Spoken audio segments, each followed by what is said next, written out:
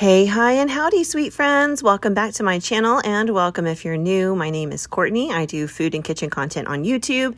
That means what's for dinner style videos for what I feed my family every Saturday, my personal journey on the Mediterranean diet, things that I'm eating on Sundays, and of course, grocery hauls on Tuesday. I hope you'll tune in and stick around and check out all of my content and hit the subscribe button. All right, this week I've got 3 awesome recipes. This is what I cook my family, and I ate some of it too. We're going to kick it off with roast turkey. So let me tell you something. These turkeys, whole turkeys, turkey breast, the whole bit, they all go on major sale after Thanksgiving and after Christmas. Keep your eyes peeled for these kind of deals. I picked up a smoked turkey breast that I'm going to show you in a minute for $4. It was huge. There was so much turkey on it. Such a phenomenal deal. Just tossed it in my deep freeze, and here we are cooking it today. Such a budget saver because you can use the leftovers for different things like maybe sandwiches, or maybe you can make a turkey salad instead of chicken salad. There's so many options out there. All right, before we get onto the turkey, I'm going to prep some veggies. So I've got some Brussels sprouts here. I just used my little food chopper to go ahead and chop them really thin, kind of almost shaving them, just so that they would cook faster. And I've got a whole bunch of them because I bought the bag at Sam's Club, so of course it was really big. I cooked them in some garlic oil, added some salt and a little bit of pepper. I then threw in some of that chili garlic crunch. I showed you what it looked like. It's one of my favorite things. It's got so much flavor in it. It's just really robust, and it has a bit of spice to it, but not too much. It's like the perfect amount. So I threw some of that in there as well for a little bit of heat. And then we want to bring in a little bit of sweetness. So I drizzled in about a tablespoon of honey. Oh man, these guys were so good. Next, I wanted to roast some potatoes because, like I said, I wanted vegetables with it. So I've got some parsley that I minced up, and now I'm just going to zest 1 lemon. As you can see, I've got the microplane held upside down. This just makes it a little bit easier because nothing's falling anywhere. You kind of control what's going on. And I did use the zest of the entire lemon for this. So I'm going to go ahead and add that into the parsley. There's so much flavor in your lemon zest. So if you're not using it, you should, because it adds such a beautiful, robust flavor, so fresh and bright to any dish. Then I went ahead and added the juice because why not, right? I want bright flavors. Potatoes are very bland and they can take a ton of flavor and it won't overpower them. So I really am like going over the top with this stuff, because once you cook them, it's not going to be overpowering. It's going to be a really beautiful flavor. I'm just using my hands. I juice the lemon over my fingers just to catch the seeds because I don't want those in there. Next, I'm adding some garlic. This is my confit garlic, and I always have that video linked below if you're interested, but you could add fresh minced garlic or garlic powder. It's totally up to you. Then I threw in some dehydrated chives, and that is some thyme right there, about a teaspoon of thyme, and a little squeeze of some Dijon mustard right there. It just kind of helps bring everything together. And of course, a little bit of olive oil. We're making essentially like a vinaigrette that we're going to toss over these potatoes. The last thing I'm adding in here is a bit of salt because you definitely need it to kind of round everything out. And now I'm just going to go ahead and mix it together, mash up my confit garlic because it's like roasted garlic. It's soft, so I just mashed up the little garlic cloves in there. And I'm going to let this sit for a little bit so that the flavors can kind of mix and mingle together. And it's just going to make it a better vinaigrette at the end of the day. So if you can, try to make this at least 10 minutes in advance just so it has time to kind of sit and let the flavors come together. If not, it's okay, but it's definitely going to be better if you do. All right, so after I did that, I went ahead and prepped my potatoes. They're just those baby potatoes. I sliced them in half. That's it. And I'm just going to toss the vinaigrette over those potatoes. Make sure it's mixed around really well. We want everybody coated in that mixture. One, we want everybody to have tons of flavor, but also we want to make sure that that oil gets on everybody so that they brown and crisp beautifully.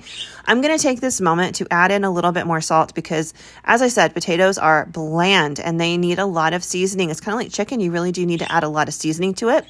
So I'm going to go ahead and add in a little extra salt there. Now in total, I think I might have used 1 teaspoon of salt for the entire dish, and that is a lot of potatoes, y'all. So it's really not that much at the end of the day, but you want to make sure you're really seasoning things that can be bland, like potatoes. Next, I've got a baking sheet. I put some parchment paper on it, and I'm just going to flip the potatoes so that they're cut side down. I mean, you don't have to do this, but it does yield a better product because that cut side will get nice and crispy and brown and delicious. So it adds like a whole other element of flavor and texture to the dish. Now it does take a little while, of course. And like I said, I have a ton of potatoes here. I used half of a Sam's Club bag of baby potatoes, so it is quite a bit. Potatoes are great for leftovers too, though, because they reheat beautifully. They might not be as crisp unless you reheat them in the air fryer, but they taste just as good the next day. And of course, you could do all kinds of stuff with them. Maybe you want to toss them into like an egg scramble, or you just want to serve them on the side of a sandwich at lunch. Something like that is always perfect, and it just doesn't hurt to have some extra potatoes in your fridge.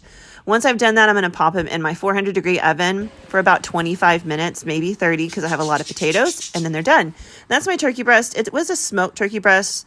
Again, I bought it for like $4. It was such a good deal, so I just warmed it up in the slow cooker, but you could always cook a whole chicken or whatever it is that your family likes.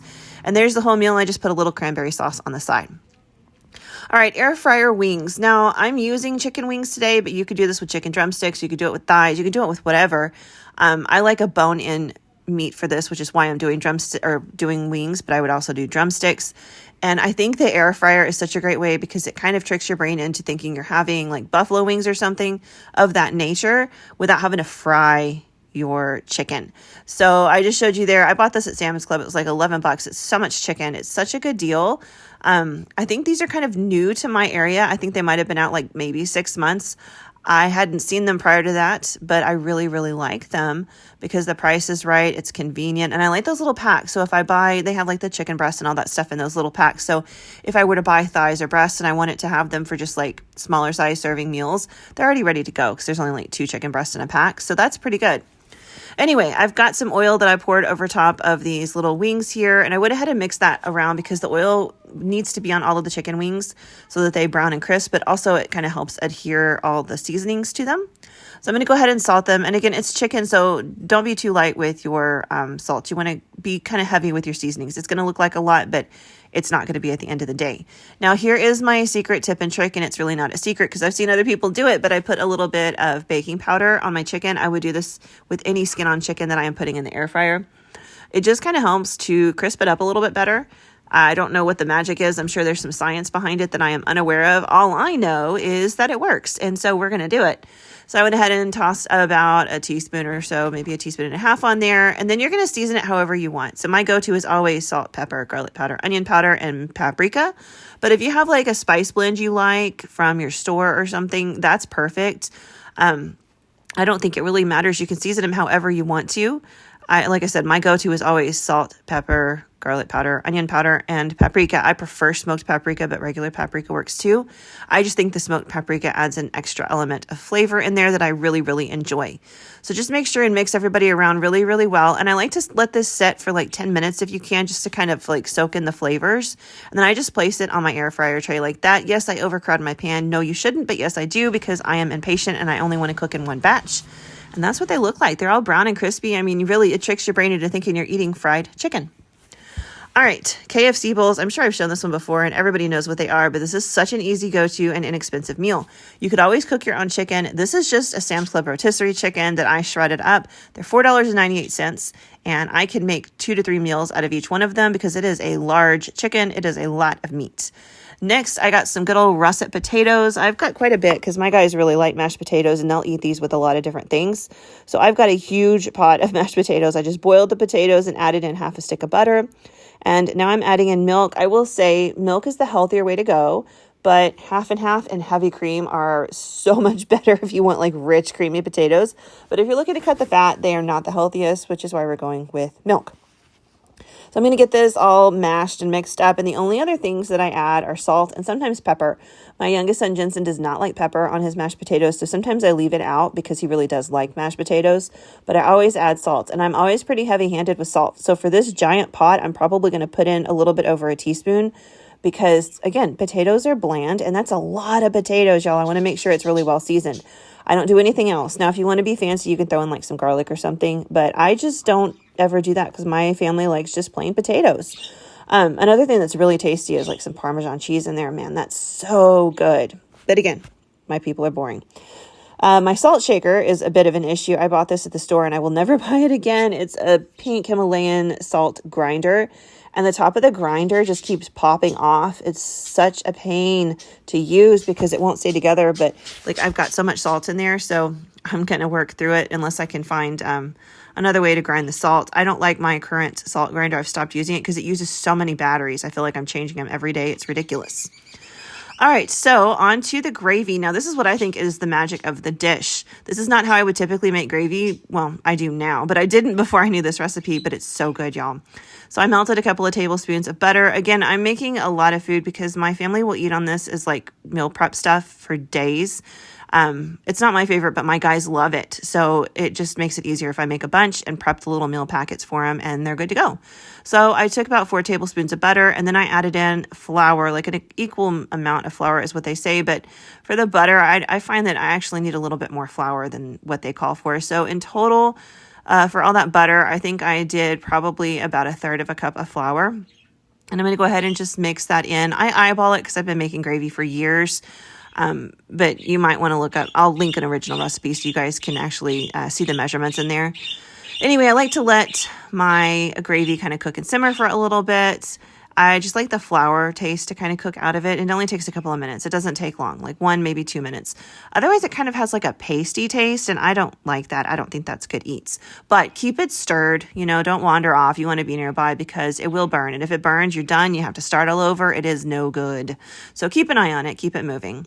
I like to season it before I add the liquids in there because I use dry spices, and this kind of gives them an opportunity to wake up a little bit and just adds a little bit more flavor to the dish. So for my gravy, I do not use salt, but I do add in some pepper and some onion powder. And then it calls for both beef and chicken broth. But of course, you guys know how I roll with the bouillon. So I go ahead and throw in both my chicken and beef bouillon at this point. It also calls for dried parsley flakes, which I'm out of at this point, so I didn't add any in there. But they do actually taste really great in there. Once I added in my bouillon powder and let it just kind of heat up for a second, I threw in the appropriate amount of water. It's just a couple of cups of water. And gave that a really good stir. And now you want to let it simmer and it'll thicken as it does. And there's what it looks like: the potatoes, the chicken, the gravy, and of course you add some regular old canned corn to it. So delicious. I hope you guys enjoyed this one. All the recipes are linked or listed down below. You'll have a fabulous weekend, and I will see you soon. Bye, guys.